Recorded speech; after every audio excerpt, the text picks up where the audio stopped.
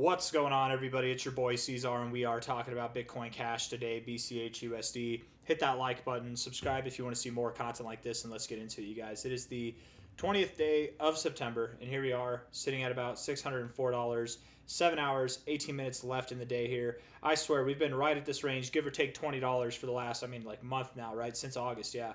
Even since July, just been in this area. A little bit lower, a little bit higher, whatever, but we definitely saw the highest high that we've seen since since this year began. I am surprised that we came back down. I'm going to be surprised every single time that we move up. If we come back down, Bitcoin Cash gives you this volatile opportunity to come back in. I'm on the edge of my seat, man. I can tell that everybody else is too. We're about to see a miraculous breakout take place, and I was actually just talking to my wife about this the other like 2 days ago, and to other people too about this, because some people ask why I like Bitcoin Cash so much. Like if I see it doing, X amount of growth this cycle and going into next cycle, but I see other coins growing more by the end of this cycle, why wouldn't I just put all my money in Bitcoin Cash into those other coins? And the answer is simple, right? I believe very much in everything I say. If I didn't believe it, I wouldn't say it, right? I could get on here and tell you guys that XRP is going to $1,000 and I wouldn't believe what I'm saying. That's not what it is. I could tell you that Ethereum is going to $100,000, that it'll replace Bitcoin. That's not what I believe. I don't think that's, I'm not going to say that's not what it is. I could say Bitcoin's going to $1 million, just like the rest of the people who are saying it this cycle, but I don't believe that. I'm not going to say that because I don't think that's how it is, right? Bitcoin Cash, regardless of the X amount of growth that I see it doing by the end of the cycle, which I think will outperform the average crypto in this space right now. Beyond that, I have more conviction for Bitcoin Cash. I believe in it more as a project, belittles it, as a movement, as a hard money, hard cash, than any other project, any other crypto that exists in this space. That's why. That's why no matter what happens, Bitcoin Cash is like gold to me, man. And comparing it to gold isn't even fair, right? Because it's a little bit more it's a lot more transactable than gold, right? Comparing Bitcoin to gold might be more appropriate. Bitcoin Cash is just better money. That's all it is, simply put, right? Bitcoin, people say it's a store of value. It's digital gold. Bitcoin Cash is just better money. That's all it is. And I say that's all, but that's powerful. That's very powerful, and that's why I believe in this thing, and that's why I go on these rants talking about it so damn much. But here we are at $604. I don't care if Bitcoin Cash only does a 20x and my Onyx coin and Cookie DAO does over 100x this cycle. I will be happy with my Bitcoin Cash bag, and I can tell you what, when I sell at the end of this cycle, it's not Cookie DAO and XCN that I'm adding to. It's my Bitcoin Cash bag, right? Because again, while I do believe other projects, and beyond just those two, right, other projects that we talk about regularly, I believe will be here next cycle and the cycles after, I believe Bitcoin Cash from this cycle to the next cycle to the next cycle to the next cycle until I die will outperform everything, right? It will. It will. From here on out. There will be cryptos. There's always going to be cryptos that outperform whatever crypto you look at. Are you going to choose the top performing crypto every single cycle, or any cycle for that matter? Probably not. But you can choose the top crypto that's going to perform for your lifetime, which is this thing, right? And I have the most conviction in this for that reason, right? So that's why we have such a fat stack of Bitcoin Cash, man. Because you get the security, debatably even more security, not in form of computing power, hash power, but I mean security of an investment that you get with Bitcoin. You get that with Bitcoin Cash, but with much more potential for growth. A lot more potential. I truly do believe that we are on the precipice of something fantastic here, and I'm gonna miss these days, right? Like it's kind of, I gotta admit, it's kind of boring talking about it, coming out with the same. We're about to do it. We're gonna move up here any day now, guys. It's about to happen. We've been talking about this since July 21st. It's gonna happen. And it is. And retrospectively, throughout its whole cycle, from July to September, from 2 months that we've been talking about it, it's really not that long, right? That's really not that long. We look at this thing in the future, we'll see that it's out of its whole existence, and it pumps up dramatically however high it goes after this breakout. This is not that long, right? And we talked about it not every day, but almost every day, right? Talking about it with the same energy, because this move that's coming, it's not just the biggest move that we're going to see this cycle. It's probably going to be the biggest move, if not one of the biggest moves we've seen in your life for Bitcoin Cash. And it might be the biggest move that Bitcoin Cash ever has, ever in its life. Okay? Ever. Ever, forevermore. It's going to be the biggest move. Now, does that mean that there's not bigger things coming down the line? There's going to be bigger things coming down the line. Developments, fundamental plays, aspects, acceptance, and validation across the space. There's going to be more fundamentally moving things. But from a price perspective, because of the combination of disbelief, doubt, straight up hate and misinformation, and price action being held down, that whole combination altogether, there's a pressure building that I just don't think we'll ever see in our lifetimes again. That once this releases, when we're at $7,000, we're all going to think the same thing. I wish I bought more at 600. And at the same time, even though I wish I bought more at 600, we're going to say the same thing. I knew it was going to go here. I knew it. I knew it was going to go here. I knew it was going to, right? So before it's up there, day in and day out, while we're celebrating down here that it's even at these low prices, we're sitting at the edge of our seat and we're just waiting for it to break out. Enjoy this moment. Enjoy these moments because they're not long lived. They're not going to be here. And the move itself won't even be long lived, right? We talk about this so damn adamantly and all the time because this is a very rare opportunity that we have here. It's not that opportunities will never happen again. There are plenty of opportunities in the world. There will be plenty of opportunities going forward in time. But this is the kind of opportunity, mark my words, it's a once in a lifetime opportunity right here, what we got going on. And sure, if you're buying here, did you get to buy below $200? No, I didn't buy down here. I should have. I wish I did, but I literally, you guys remember back here, I bought the low, man. We bought it, I think it was 270. I can't remember, 270 and lower, 260 and lower, whatever. We bought all the way down, man. The lowest target that I had was 160. We went just above that, and that was for the last stack. I had cash layered out throughout all of it, and then we threw the rest of that cash in at like 190 or 180, right? If you didn't get to buy here, boo-hoo. If you didn't get to buy down here, boo-hoo, right? You still get to buy here, and there are going to be people right now, if you've never bought Bitcoin Cash, or you have less Bitcoin Cash than you desire, and you're right here thinking, but I'm just buying so high. Dude, if you buy here, people are going to think the same exact thing you're thinking, but at much higher prices in a very short amount of time. I'm just telling you, this thing's got a lot of momentum building in it, okay? Volume's dying down. You typically see low levels of volume right before a breakout, right? Here we are, volume coming in, less volume, petering out, very low. The lowest levels of volume that you saw throughout this whole consolidation phase, boom, you ripped, okay? To be completely fair, here you had a couple of weeks where you had some volume spikes, but still, right before the breakout, right before the move up, you actually did have low relative volume here in this move. Right before you moved up here, very low volume. Throughout this whole range, that was the lowest volume right before you moved up. Here, not so much. I mean, lower volume, yeah, but not like discernibly lower like these other times. So, but nonetheless, this is discernibly lower volume, discernibly less volume. We've been consolidating. I could tell you one thing for sure. If we were going to reject, we would have done it already. You know how we know that? It's verifiable. Let's verify it right now. That if we were to reject, we would have done it already. You already know what I'm going to say, right? If not, let me help you out here. When we reject, this is what it looks like. When we reject, this is what it looks like. Do you see any dilly-dallying at any of these rejection points? Do you see it? Do you see any of it at all? You know, here, kind of, to be completely fair, but in all fairness too, we had a lower high. We were probably showing weakness, and we were in the midst of a bear market. We're not in those circumstances now, right? We were dramatically off our high. We rejected that point. It's different than what we're doing now, okay? Rejection. This might be the one argument. But typically, rejection, once you reject, what do? Right? You reject. You don't do this. You don't do this. You reject once you get up to your area. You don't get up to your area, stay there for 2 months, and then reject. That's not what happens, okay? With that being said, beyond just this relative area here and relative to that kind of idea, obviously we look at this here and you can see that you've broken out of a very massive long-term trend here. You're sitting on top of this looking like you're ready to go. I mean, dude, you just haven't seen the move yet. It's absolutely perfect. It's absolutely perfect. I wonder if there's anything that we could compare it to. I'm going to look for some charts that are maybe not similar as far as a pattern goes to this, but in significance to this kind of a breakout and this kind of behavior afterwards. I'm going to look for some charts and I'll post it on my next Bitcoin Cash video if I remember. Hopefully I remember. I want to talk about BCHBTC just to end this video off, okay?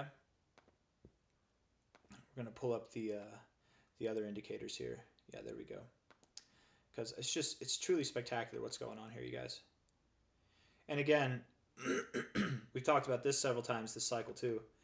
We've never seen so many iterations in the overbought zone on any cycle.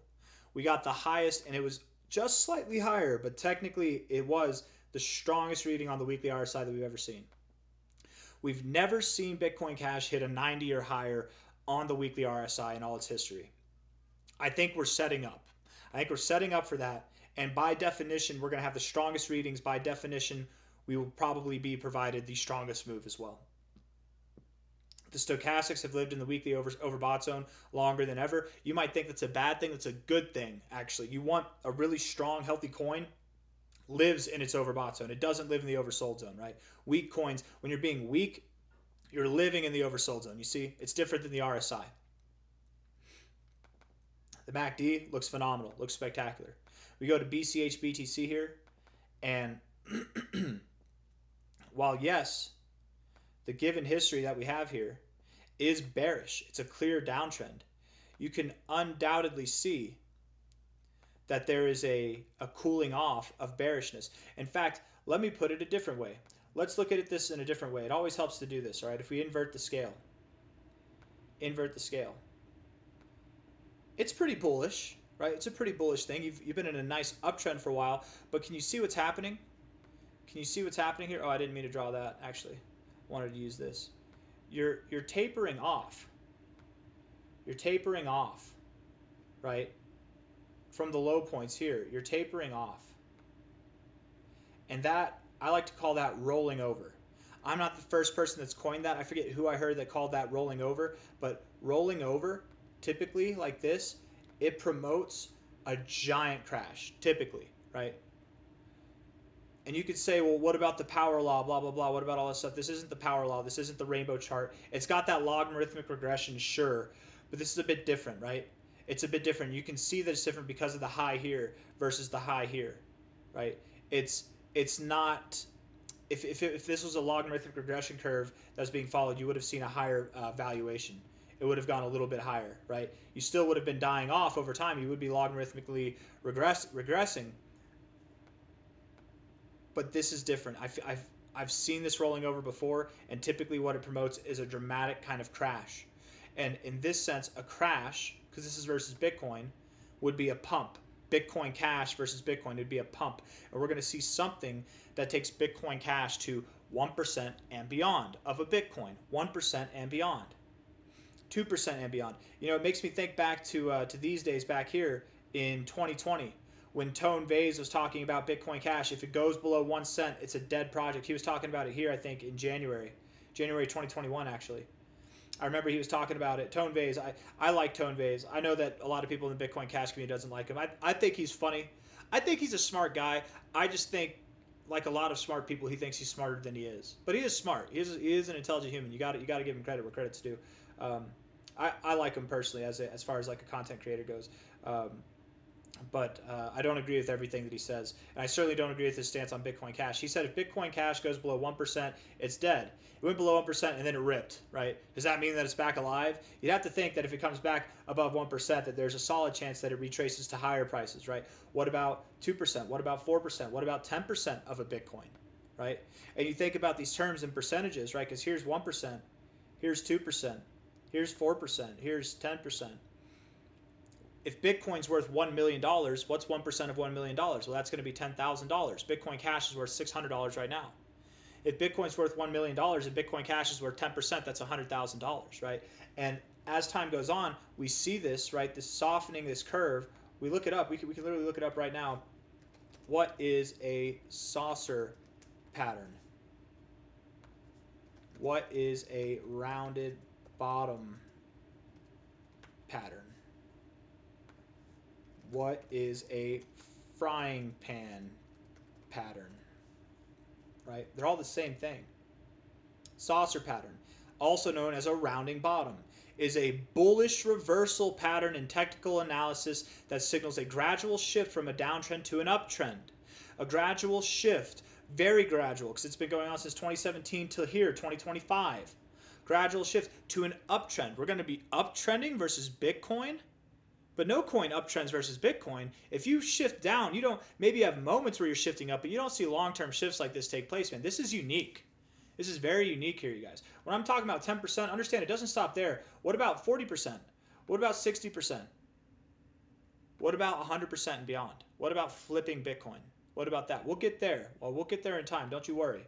Maybe next cycle, if not the cycle after. I think within the next, if I had to be accurate, I'd say within the next 5 cycles. But I wouldn't be surprised if it was in the next 3.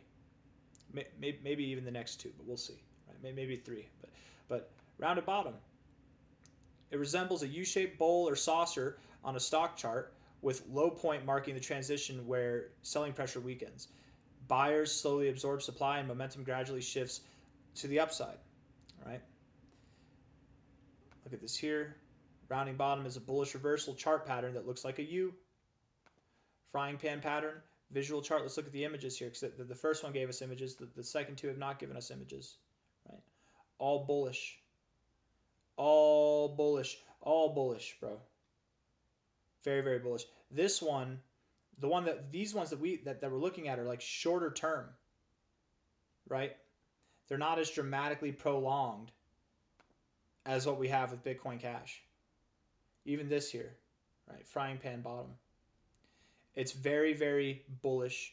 And the reason why it's bullish is because it signals, and we're only, if you look at it here, are you early to Bitcoin Cash? Absolutely. Because we haven't even seen the total aftermath of this thing take place yet, right? You've got this nice little part down here. You're gonna move up, and over the years to come, over the decades to come, we're gonna be moving up and shifting the direction here. That's just all I'm trying to say. We've got a lot of growth to go. I wouldn't be surprised at all if we broke out of this, came up, and then of course in the bear market, you come back down, find support, you get a higher low, and then we just continue to grow, right? You're going to continue to grow, and shifting this into an upward trend, a parabolic movement as time goes on. That's what's going to happen, right? I can't draw it perfectly, but we're at the point. The reason why we focus on this so much is that we're literally at the low point. As time goes on, this will only be a reminiscent, fond memory. Is it possible that we could go lower? Sure, it's possible, but I don't think that happens because where we are in this cycle right now with Bitcoin Cash and the rest of crypto, it actually makes a lot more sense that we're moving up higher in the USD. And if we're moving up higher in the USD, we go to the targets that we're expecting. We look at Bitcoin Cash right here on the USD pair, the fact that it's about to break out of a massive consolidation phase. Bitcoin doesn't have this kind of pressure. It's absolutely going to outperform Bitcoin. So we're not moving down, we're going to move up. And if we move up above these highs, I highly doubt for the first time in Bitcoin Cash's history where we form higher highs on a significant timeline like this, I would highly doubt that we see a lower low. We're going to form higher highs going into the end of the bull market, and then we're going to form higher lows going into the end of the bear market. And then we're going to come back up and form higher highs next cycle. And the real story, I think there's going to be people who are early to Bitcoin Cash. There's people now who are early to Bitcoin Cash, but the early people to Bitcoin Cash are going to come in this cycle. They're going to see the future potential. Next cycle, I really do believe the narrative is going to start to shape up that Bitcoin Cash is the better Bitcoin and that it is going to overtake Bitcoin one day. I think we're really going to hear about that more next cycle rather than this cycle, but time will tell. I mean, we hear about that in our community, in the Bitcoin Cash, the Dragon Rider community, but I'm just talking so much, man. I feel like I'm preaching. I'm going to end the video there. Here we are at $603. Not a lot's changed. Could we go lower? Sure. I doubt it. How much lower are we going to go? Down to $570? Probably not. 590, 580, maybe. It's possible. But I don't know. The upside is just insurmountable compared to the downside, right? Anyways, hit the like button, subscribe. Thank you all for being here. I'll see you on the next one. Take care of yourselves. Bye-bye.